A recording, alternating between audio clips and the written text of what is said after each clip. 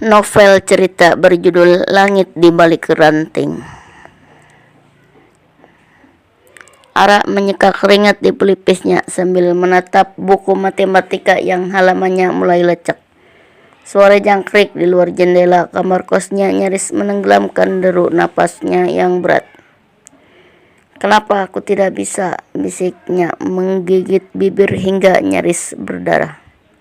Di sudut meja, foto ayahnya yang tersenyum seakan menatapnya dengan sayu. 4 tahun sejak kepergiannya, tapi luka itu masih membara. Ara menghela menatap langit malam meleleh celah atap seng yang bocor. "Ayah, aku lelah." Bab 1, beban di pundak. 15 tahun. Ara berumur 15 tahun, remaja dari desa terpencil di Sulawesi. Terpaksa pindah ke kota setelah ibunya Mira sakit keras. Mereka tinggal di kamar kos sempit di belakang warung kopi tempat Ara bekerja paruh waktu. Setiap pagi sebelum sekolah, ia membantu membersihkan warung dan mengantarkan pesanan pelanggan. Percakapan di warung kopi. "Bu Rina, pemilik warung. Ara, kopi susu untuk meja 3, cepat." Ara pun tersandung. "Iya Bu, maaf Bu." Pelanggan meja 3 menggerutu. "Dasar anak kampung, lambat sekali." Ara menunduk, air matanya ditahan saat kembali ke dapur. Sally berumur 16 tahun, teman sekosnya memeluknya. "Sally, Ara, kau sudah terlalu keras pada diri sendiri, istirahatlah." Ara, suara parau. "Aku tidak punya pilihan, Sel. Uang sekolah adikku, obat ibu, semua ada di sini." Bab 2, pertemuan dengan Budian. Di sekolah, Ara hampir tertidur di kelas karena kelelahan. Budian, guru bahasa Indonesia, memanggilnya usai pelajaran. "Budian, Ara, nilai ujianmu turun drastis. Apa yang terjadi?" Ara gugup. "Saya baik-baik saja Bu." Budian meletakkan tangan di bahu Ara. "Ayahmu dulu sering bilang padaku, masih ada langit di balik ranting yang patah. Kau ingat itu?" Ara terkesiap. Kalimat itu adalah mantra ayahnya dulu. Ara, suara gemetar. "Bagaimana Budian tahu?" Budian tersenyum. "Ayahmu dan aku dulu satu tim debat. Dia selalu percaya kau akan jadi orang hebat." Bab 3, percikan api di kegelapan. Malam itu Ara menemukan surat lama ayahnya terselip di buku diari. "Untuk Ara, jika kau membaca ini artinya ayah sudah pergi. Maafkan ayah. Tapi ingat, hidup bukanlah tentang seberapa banyak kau terjatuh, tapi seberapa berani kau mengusap lutut dan berkata, aku bisa lagi." Air mata Ara menetes deras. Keesokan harinya ia menghampiri Budian. Ara dengan tekad. "Bu, saya ingin ikut lomba pidato minggu depan." Budian tersenyum. "Topiknya?" Ara, suara mantap. Bersyukur di tengah hujan batu." Bab 4, kompetisi dan kejujuran. Di babak final lomba, Ara berdiri di panggung dengan tangan berkeringat. Di depan mata ia melihat Reza berusia 17 tahun, rivalnya yang sombong, menyeringai.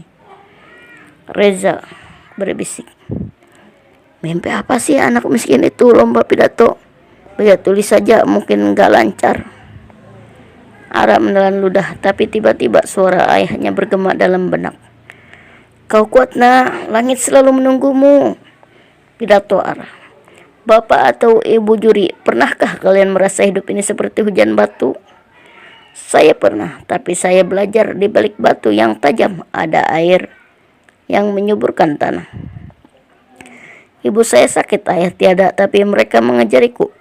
Kepahitan hidup adalah pupuk untuk kebahagiaan yang lebih besar."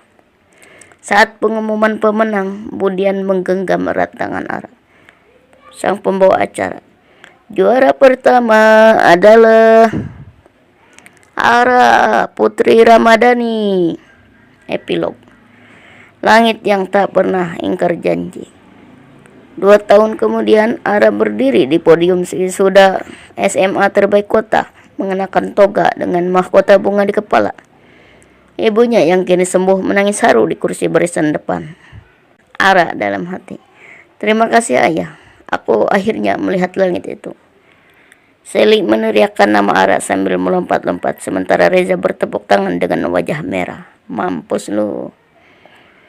Di sudut aula, Budian tersenyum. Budian berbisik, "Kau benar teman, putrimu luar biasa." Episode kedua. Akar yang menghujam, sayap yang terbang. Bab 5. Beasiswa dan ranting yang melambung. Ara memegang surat kabut tebal bertuliskan penerima beasiswa unggulan nasional di tangannya. Matanya berkaca-kaca, tapi di sudut surat ada syarat yang membuat dadanya sesak. Seluruh penerima wajib tinggal di asrama Jakarta selama studi. Percakapan Mira, sang ibu. "Mira," memijat pelipis, "kau harus pergi Ara, ini kesempatan emas." Ara memandang foto ayah di dinding. "Tapi ibu masih perlu obat rutin adikku." Mira memotong omongan. "Kami bisa jual sapi itu. Ayahmu dulu selalu bilang, jangan potong sayapmu hanya karena takut akarmu terluka." Malam itu Ara menelepon Sally. Sally bersemangat, "Ara, aku dengar kau jadi selebriti kampus." Ara tertawa getir. "Lebih tepatnya calon pengemis di ibu kota. Mau ikut?" Sally tiba-tiba serius. "Ara, kau pernah bilang hujan batu itu menyuburkan. Sekarang buktikan." Bab 6. Jakarta dan ranting yang tersesat. Hari pertama di kampus Mega, Ara tersesat di labirin gedung berlantai kaca. Tas kanvasnya yang lusuh kontras dengan tas branded mahasiswa lain. Saat membuka peta di lorong, seseorang menabraknya hingga buku-bukunya berhamburan. Laki-laki itu tersenyum malu. "Maaf, aku Radit. Kau murid baru?" Ara cepat memunguti buku. "Iya, Ara dari Sulawesi." Radit mengangkat buku sosiologi Ara.